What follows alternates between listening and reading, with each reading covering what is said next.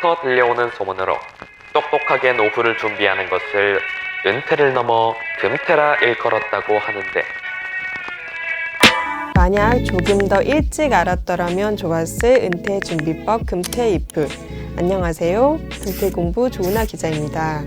오늘은 요즘 관심이 많은 IRP에 대한 질문을 담아왔는데요. 한번 들어볼까요?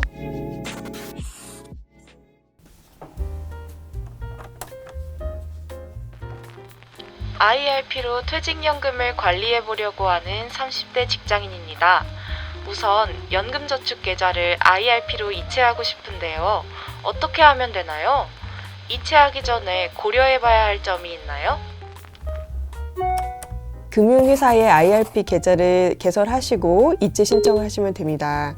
저번 퇴직연금 실전편 시간에 계좌 이체에 대해서 설명을 했었죠. 내가 새로운 계좌를 개설한 회사에 이체 신청을 하시면 이 회사가 내 과거 계좌가 있는 회사에 이체 요청을 합니다. 하지만 두 가지 조건이 필요합니다. 만 55세가 되셔야 하고 가입 기간이 5년 이상이 되셔야 해요. 또 연금저축에 가입하신 지 7년이 지나지 않으셨다면 해지공제액이 발생하거든요. 해지공제액이 얼마인지 따져보시고 이체를 하셔야 되겠습니다. IRP로 갈아타시기 전에는 연금저축과 IRP의 차이점을 잘 알아둬야 되겠습니다. IRP는 연금저축에 비해서 중도 이출하실 수 있는 조건이 더 까다롭거든요. 예외적인 경우에만 중도 해지가 가능하니까 꼭 알아두시고 바꾸셔야 되겠습니다. 그리고 IRP는 연금저축과 다르게 담보대출이 안 됩니다. 연금저축에서는 ETF와 같은 위험 자산을 100% 운용하실 수 있지만 IRP에서는 70%까지만 운용하실 수가 있어요. IRP 계좌를 개설할 금융사를 선택하려는데 어떤 회사가 유리할까요? 기본적으로 수수료가 낮은 곳을 고르셔야겠죠. 그리고 원리금이 보장되지 않는 상품의 수익률을 찾아보셔야 합니다. 원리금이 보장되는 상품은 사실 금융회사별로 수익률이 비슷하거든요. 하지만 원리금이 보장되지 않는 상품은 수익률이 좀 다를 수 있어서 그 운용사의 실력이 드러납니다. 어떤 회사가 내 IRP의 수익률을 잘 낼까 찾아보시려면 이 원리금 비보장형 상품의 수익률을 찾아보시는 게 좋아요. 이런 수수료, 상품별 수익률을 찾아보시려면 각 회사의 홈페이지나 통합연금 포털을 찾아보시면 돼요. 수수료나 수익률은 각 분기별로 공시되고 있습니다. 그리고 계좌를 개설하고 나서 정보를 주거나 상담을 해주거나 이런 사후 관리를 잘 해주는 곳을 선택하시는 게 좋겠습니다. 결국 IRP에서 어떤 상품을 굴릴지는 내가 결정을 해야 하거든요. IRP에 가입했다가 중간에 포트폴리오도 바꿀 수 있나요?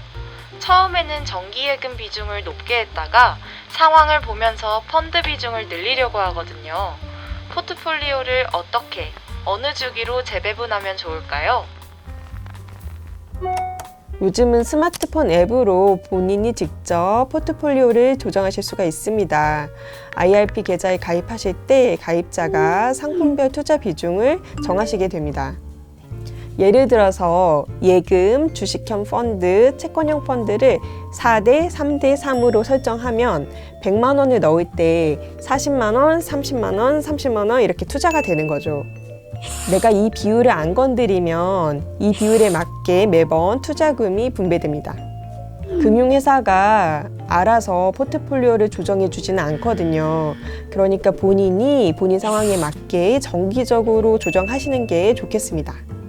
금융회사는 매월 가입자에게 운용 현황, 수익률 등을 메일이나 문자로 알려주거든요. 이 정보를 바탕으로 본인이 판단하셔서 조정을 수시로 하셨으면 좋겠습니다. 그렇다고 너무 자주 조정하실 필요는 없고요. 한 3개월 정도씩 정기적으로 체크하시고 조정하시는 게 좋겠습니다. IRP 계좌로 ETF에 투자를 많이들 한다던데 ETF는 뭔가요? ETF를 IRP 계좌에서 굴릴 때 유리한 점이 있나요? 네, ETF에 대한 질문이 굉장히 많더라고요. ETF라는 건 특정한 주식이나 상품을 묶어서 만든 지수를 따르는 펀드입니다. 해당 주식이나 상품 가격이 오르면 ETF 수익률도 오르도록 연동해서 설계해 만듭니다. 유망한 주식이나 상품으로 묶인 ETF를 굴리시면 퇴직연금 수익률이 높아질 수 있겠죠. 개인형 IRP에서 ETF에 투자된 자금 규모는 19년도에 비해서 약 7배 이상 늘었다고 합니다. IRP의 장점은 다른 안정형 자산에 비해서 수익이 높을 수 있고 세제 혜택이 있다는 점입니다. 국내에 상장된 해외 주식을 매매할 때는 원래 세금을 내야 하거든요. 하지만 국내에 상장된 해외 주식을 편입한 ETF를 IRP 계좌에서 굴리시면 세금을 안 내셔도 됩니다. 그렇다고 ETF가 수익을 내기 쉽다고만 오해하시면 안 되겠습니다. 최근에는 주식시장이 비교적 좋아서 ETF의 수익률도 주목을 받았는데요. 시장이 안 좋을 수도 있는 거거든요. 그렇기 때문에 시장 상황에 맞게 잘 판단하셔서 투자하셔야 되겠습니다. 그리고 잊지 말아야 하실 점이 ETF는 실적 배당형 상품이지 원금 보장이 되지는 않거든요. 이 점을 기억하시고 투자하시길 바랍니다. 지난 편에서도 ETF에 대해서 설명을 했으니까 궁금하시면 여기를 클릭해 주세요.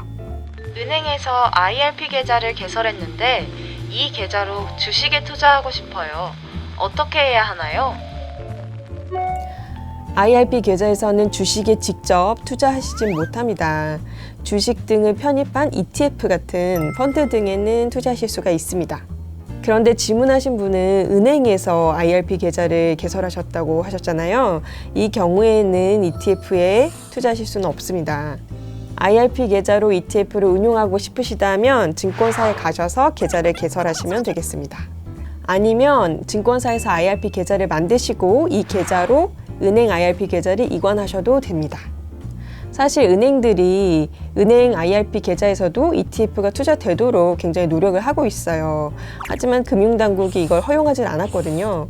근데 은행들이 계속 요청을 하고 있으니까 조만간 은행 IRP에서도 ETF가 투자될 수도 있습니다.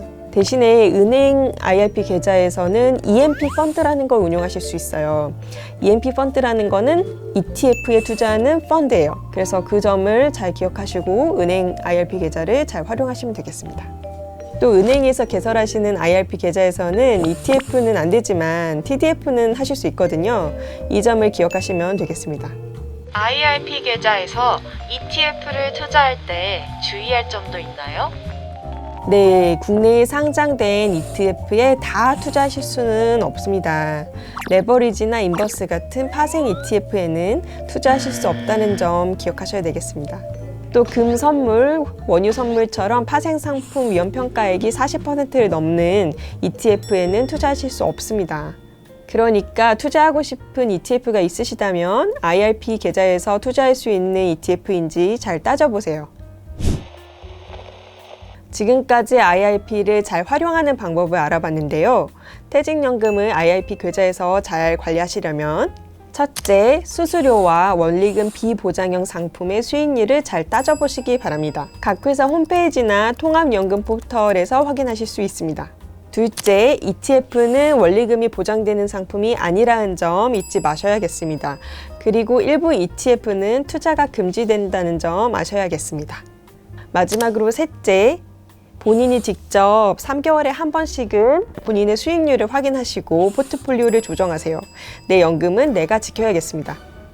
여기까지 IRP에 대한 여러분의 궁금증에 답해봤는데요. 다음 편에서는 여러분이 보내주신 질문을 바탕으로 연금 Q&A를 진행해 보도록 하겠습니다. 다음 편에서도 조금 더 일찍 알았더라면 좋았을 은퇴준비법 들려드릴게요. 청취해 주셔서 감사합니다.